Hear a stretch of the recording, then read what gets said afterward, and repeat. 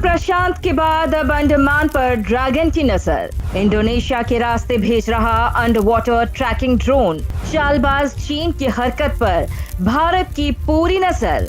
चीन को जवाब देने के लिए भारत तैनात कर रहा ब्रह्मास्त्र। अंडमान से क्या गदर काटने की तैयारी कर रहा भारत। दोस्तों, कुत्ते की दुम सीधी हो सकती है, लेकिन चीन सुधर जाए ये तो नहीं हो सकता। ऐसा हम क्यों कह रहे हैं, अब आप ये सोच रहे होंगे। दोस्तों, दरअसल जलनखोर चीन सीमा पर अपनी नापाक हरकतों से बाज नहीं आ रहा है। उसकी सीमा विस्तार की भूख दिनों दिन बढ़ती ही जा रही है। अब उसकी नजर भारत के अंडमान निकोबार द्वीप समूह पर है, जिसके महत्व को देखते हुए चीन ने की जासूसी भी शुरू कर दी है।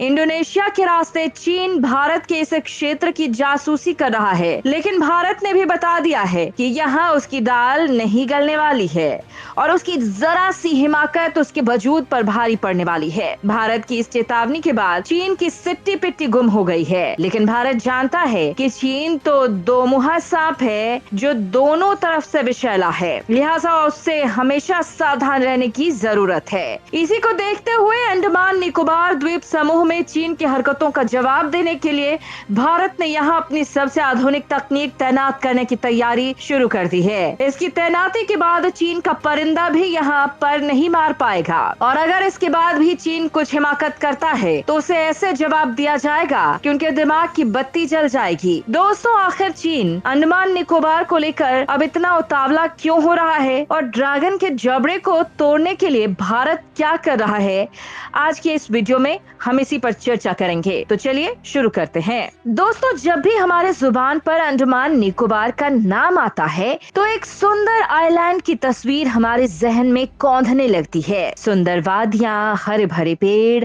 और एक मनमोहक नजारा। लेकिन क्या आप सोच सकते हैं कि भारत इस क्षेत्र को एक मजबूत सैन्य बेस के रूप में विकसित कर रहा है? ये सुनकर आपको आश्चर्य जरूर हो रहा होगा, लेकिन ये सच है। भारत सरकार इस क्षेत्र में सैन्य ताकत को मजबूत करने पर खासा ध्यान दे रही है, जिससे चीन पर हर तरफ से शिकंजा कसा जा सके। ड्रैगन को घेरने के लिए भारत यहाँ कौन सा जाल बिछा रहा है, इसके बारे में हम आपको बताएंगे, लेकिन उससे पहले आपको इस क्षेत्र की संक्षिप्त जानकारी दे देते हैं। प्रकृति का है अनूठा नजारा, 300 छोटे बड़े द्वीपों का है समूह। दोस्तों, अंडमान और निकोबार द्वीप समूह भारत का एक केंद्र शासित प्रदेश है। अंडमान निकोबार है अद्भुत। ये बंगाल की खाड़ी के दक्षिण में हिंद महासागर में स्थित है। अंडमान और निकोबार लगभग 300 छोटे बड़े द्वीपों का समूह है, जिसमें कुछ ही द्वीपों पर आबादी है। यहाँ की राजधानी पोर्ट ब्लेयर है। अंडमान और निकोबार द्वीप समूहों का संघ राज्य क्षेत्र 6 डिग्री और 14 डिग्री उत्तरी अक्षांश और 92 डिग्री और 94 डिग्री पूर्वी देशांतर के बीच स्थित है। ये द्वीप 10 डिग्री उत्तरी अक्षांश पर स्थित हैं, जिन्हें अंडमान द्वीप समूह कहते हैं, जबकि 10 डिग्री उत्तरी अक्षांश पर स्थित दक्षिणी द्वीप को निकोबार द्वीप समूह कहते हैं। इन द्वीप समूहों का मौसम नम उष्ण कटिबंधीय तटीय मौसम है। इन द्वीपों में दक्षिणी पश्चिमी और उत्तरी पश्चिमी मानसून से वर्षा होती है। यहाँ मई के महीने से दिसंबर महीने के बीच अधिकतम बारिश होती है। यहाँ पर कुल 572 द्वीप हैं। अंडमान द्वीप का 86% क्षेत्रफल वन संपदा से ढका हुआ है। दोस्तों, बंगाल की खाड़ी में बसा निर्मल और शांत अंडमान पर्यटकों के मन को असीम आनंद की अनुभूति कराता है। ये भारत का एक पसंदीदा द्वीप समूह है। अंडमान में मूंगा भित्ति, सुंदर सागर तट, यादों से जुड़े खंडहर और विभिन्न दुर्लभ वनस्पतियां हैं। दोस्तों, इस द्वीप समूह पर 17वीं सदी में मराठों द्वारा अधिकार किया गया था। मराठों के बाद इस पर ब्रिटिश शासकों ने राज्य किया। दूसरे विश्व युद्ध में इस पर जापान ने अधिकार कर लिया।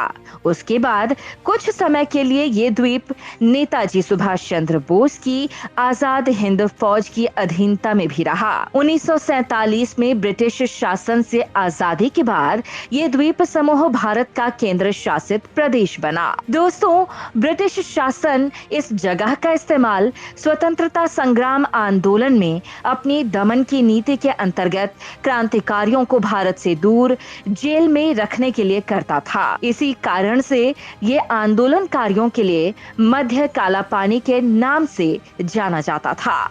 2018 में बदला गया नाम। 30 दिसंबर 2018 को अंडमान के रोस, नील और हेवेलॉक द्वीप का नाम क्रमशः नेताजी सुभाष चंद्र बोस द्वीप, शहीद द्वीप और स्वराज द्वीप किया गया। दोस्तों, आपको बता दें कि नेताजी ने ही इन द्वीपों का ये नामकरण करने का सुझाव उस वक्त दिया था। नाम परिवर्तन की घोषणा प्रधानमंत्री नरेंद्र मोदी ने 30 दिसंबर को अंडमान की यात्रा के दौरान की, जिस दिन नेताजी की अंडमान यात्रा के 75 साल पूरे हुए थे। नेताजी ने 30 दिसंबर 1943 को पोर्ट ब्लेयर में झंडा फहराया था। नेताजी मानते थे कि पोर्ट ब्लेयर ब्रिटिश शासन से स्वतंत्र होने वाला पहला क्षेत्र था। दोस्तों, अब यहाँ सवाल ये उठता है कि इतने सुंदर और रमणीक जगह को लेकर चीन कौन सी साजिश रच रहा है और क्यों? अंडमान निकोबार पर चीन की नजर, सैन्य गतिविधियों को देता रहता है अंजाम। दोस्तों, हिंद महासागर में भारत को घेरने के मंसूबे से चीन अंडमान और निकोबार द्वीप समूह के आसपास के इलाकों में गाहे बगाहे सैन्य गतिविधियों को अंजाम देता रहता है। डोकलाम की घटना से सबक लेते हुए भारत सरकार अंडमान और निकोबार द्वीप समूह को लेकर चीन की तिरछी नजर से पूरी तरह सतर्क है। यही वजह है कि अंडमान और निकोबार के सभी द्वीपों को सड़क, ब्रिज और वाटरवेज के जरिए जोड़ने का काम शुरू कर दिया गया है। ये सारी कवायद इसलिए है कि चीन भविष्य में कोई दुस्साहस दिखाए तो उसे मुंहतोड़ जवाब दिया जा सके। दोस्तों, सरकार की कोशिश है कि अंडमान और निकोबार के सभी द्वीपों को जोड़ा जाए, जिससे कि आपातकाल या चीन की किसी हिमाकत के वक्त सैन्य साजो सामान और सैनिकों को सड़क, समुद्र मार्ग से त्वरित गति से पहुंचाया जा सके। दोस्तों, अंडमान और निकोबार द्वीप समूह में इंफ्रास्ट्रक्चर की कमी की वजह से चीन इसके आसपास के क्षेत्र में खुराफाती गतिविधियां दिखाता रहा है। यहाँ चीन के पोतों और पनडुब्बियों की मौजूदगी महसूस की जाती रही है, जिसके बाद अंडमान और निकोबार में इंफ्रास्ट्रक्चर विकसित करने पर मोदी सरकार की ओर से पूरा जोर दिया जा रहा है।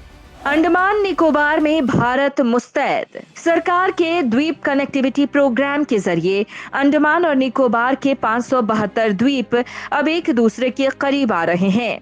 किसी भी मौसम में इस्तेमाल की जा सकने वाली सड़कें, ब्रिज और वाटरवेज के जरिए अब द्वीपों के जरिए कनेक्टिविटी बढ़ाई जा रही है। साथ ही समुद्री सीमा को सुरक्षित भी किया जा रहा है।